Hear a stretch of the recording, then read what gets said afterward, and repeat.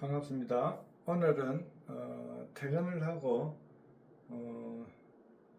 친구를 만나고 집에 와서 지난 1편에서는 제가 이렇게 진단받은 거에 대해서 말씀을 드렸습니다.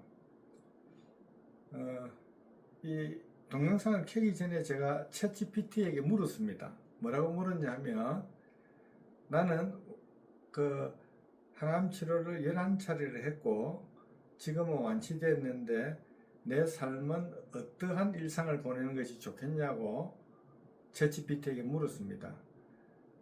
챗GPT는 젊으신 분들은 아마 잘 하시리라 생각됩니다. 아니면 또 모르는 그런 분들도 계시고요. 굳이 조금 설명해 드리면, 챗GPT는 챗은 채팅하다 이 말이에요. GPT라는 것은 굳이 영어를 쓰지 않더라도 내가 채팅하면서 묻고 답을 해주는 거예요. 그래서 나는 너가 의사라고 생각을 하고 너는 의사다. 내가 11번의 항암 치료를 했고 지금 나는 어떠한 생활을 하는 것이 좋겠냐고 챗GPT에게 물었습니다. 그러니까 챗GPT는 여러 가지 이야기를 해요. 그래서 제가 만족스럽지 못해서 아니다, 나는 지금 완치가 되었다, 그러니 너는 의사로서 나에게 좀 더 정확한 이야기를 해줘 하니까 좀 더 나은 답이 나옵니다. 이것을 우리가 프롬프트 엔지니어라고 합니다.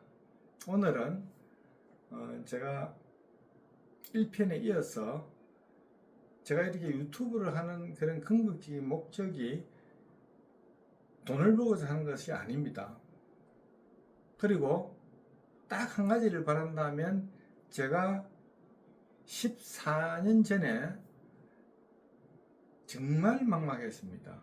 얼마나 막막했느냐면, 갑자기 3개월에서 6개월밖에 못 산다 하니까 제가 100억이 있든 1000억이 있든 그것이 뭐가 다 필요하겠습니까? 그래서 1000억이 있는 그 자산가가 대중에게 연설을 했는 것 중에 제가 유튜브를 통해서 들었는데 기억나는 것을 잠시 말씀을 드리겠습니다. 제일 마지막의 영은 노력이라고 합니다. 두 번째 영은 실천이라고 그래요. 세 번째 영은 관리라고 합니다. 그런데 앞에 있는 일은, 일이 없으면 영은 다 소용이고, 앞에 있는 일은 무엇이냐면 건강과 사랑이라고 합니다. 그래서 일이 없다면 뒤에 있는 영의 숫자가 아무리 말해도 필요 없다는 거예요. 가장 중요한 것은 건강이겠죠. 그건 아파보지 않는 사람은 그것을 인식할 시간의 여유가 없는 것이 오늘날 현대인의 삶이에요. 솔직히 말씀을 드리면 제 역시 그랬고, 그런데 우리가 아미다라면 나무 이야기처럼 생각, 제 역시도 마찬가지 그렇게 생각을 했습니다. 그런데 암의 인자는 모든 사람이 가지고 있습니다. 극심한 스트레스나 또는 면역력이 급격히 떨어질 때 그것이 나타날 뿐이에요. 그래서 제가 예기치 않게 노력하고 실천하고 열심히 일을 나름대로는 해왔지만은 건강과 사랑에 대해서는 실패한 듯합니다. 그러니까 새벽같이 일어나고 밤늦도록 일을 했지만은 결국은 제게 돌아온 것은 위암 사기라는, 그리고 3개월에서 6개월밖에 못 산다는 그런 아주 절망적인 그런 이야기를 제가 들었습니다.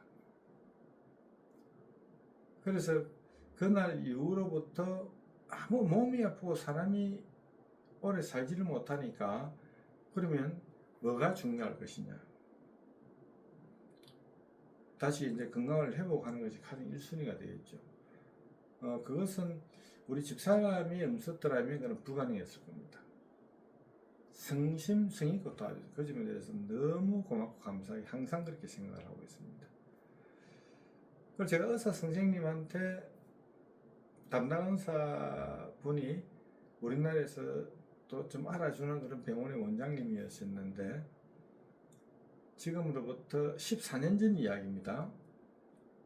그래서 제가 쭉 설명을 듣고 제가 물었습니다. 그럼 어떻게 하면 되느냐고 물으니까 항암 치료를 하면 된다 그래요. 그럼 해주세요. 이렇게. 무슨 항암 치료냐? 표적 항암 치료를 해보자는 것이었어요. 그래서 저는 이제 표적 항암이 뭔가도 모릅니다. 아무것도 모르는 상태에서 그렇게 갑자기 진단을 받고 그랬기 때문에, 그러면 표적 항암 치료가 뭐예요? 물으니까 암세포가 있는 곳에만 공격을 한다고 그렇게 이야기를 들었습니다. 그래서 그 몸에 우리가 세포가 수종의 세포가 우리 몸에 있습니다. 근데 일반 이제 항암 치료는 정상세포든 암세포든 다 이렇게 죽이는 그런 것이 항암 치료입니다. 그래서 제가 이제 단순하게 생각을 했죠. 아, 그러면 치료를 해 주십시오라고 해서 여러 가지 또 그 치료한다고 하고 싶다 해서 그 치료가 바로 되는 게 아니에요. 뭐 이래 또 검사를 합니다. 검사를 해서 이 사람이 항암 치료를 할 수 있는 건강 상태가 되었을 때 항암 치료를 들어가는 거예요. 그래서 저는 사실은 굉장히 좀 무식합니다. 그러니까 그냥 해주십시오. 그냥 그래 그 말만 던지고 뭐 하면 되지 생각했습니다. 그런데 여러 가지 검사를 마치고 나서 이제 항암을 하겠다는 날짜가 잡힌 거예요. 그래서 무슨 이런 봉투에 싸여서 뭐 이렇게 닌겔 비슷한 게 들어옵니다. 그래가지고 이제 항암을 1시간 반 정도 항암 주사약을 닌겔로 맞았던 것 같습니다. 그때가 1차 했을 때예요. 그래서 제일 처음으로 이제 태어나서 항암 치료라는 걸 처음으로 제가 받아봤습니다. 그때 느낌은, 제일 처음 할 때 느낌은 뭐 주사에 이렇게 항암제가 들어가면서 금방은 못 느꼈고 조금 5분 10분 지나니까 손에서 좀 찌릿찌릿한 그런 증상이 나타났습니다. 어디든가 다 맞았어요. 그래서 그때 1차의 항암 치료를 마쳤을 때 제 그 당시에 느낌이 뭐였느냐 하면, 이거 그렇게까지 죽을 정도로 아프거나 그런 것이 아닌데 견딜만은 하다 하는 생각을 제가 1차에는 했던 것 같습니다. 그런데 그날 이렇게 같이 하신 분이 또 계세요. 어떤 아주머니로 그렇게 기억이 됩니다. 1차를 하고 나서 그분은 죽으면 죽었지 못하겠다 하고 그냥 그 퇴원을 하신 분이 있었습니다. 그거는 그분에게는 굉장한 그 죽으면 죽었지 못하겠다는 정도는 얼마나 고통스러웠겠습니까? 근데 저는 뭐 찌리찌리하고 그런 증상은 분명히 있었는데, 그래도 내가 이거를 못할 정도는 아니다, 이 정도는 견딜 수 있을 것 같다는 그런 생각을 그 당시에는 했습니다. 2차 때는. 그러면 이제 1차를 하고